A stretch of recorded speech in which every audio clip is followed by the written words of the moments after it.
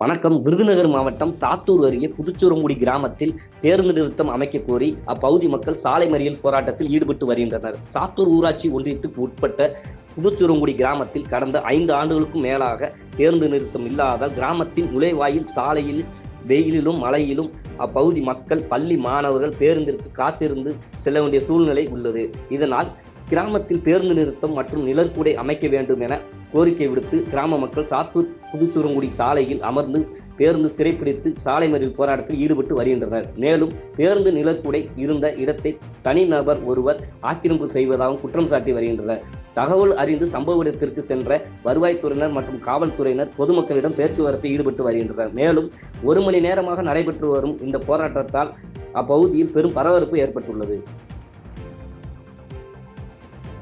செய்திகளை உடனுக்குடன் தெரிந்து கொள்ள கீழ்கண்ட கேபிள் மற்றும் டிடிஎச் நெட்வொர்க்குகளில் எம்நாடு செய்தி தொலைக்காட்சியை காணுங்கள். பாதகம் செய்பவரை கண்டால் நாம் பயம் கொள்ளலாகாது பாப்பா. மோதி மிதித்துவிடு பாப்பா, அவர் முகத்தில் உமிழ்ந்து விடு பாப்பா. அண்மை செய்திகளை உடனுக்குடன் தெரிந்து கொள்ள இணைந்திருங்கள் எம்நாடு தொலைக்காட்சியுடன்.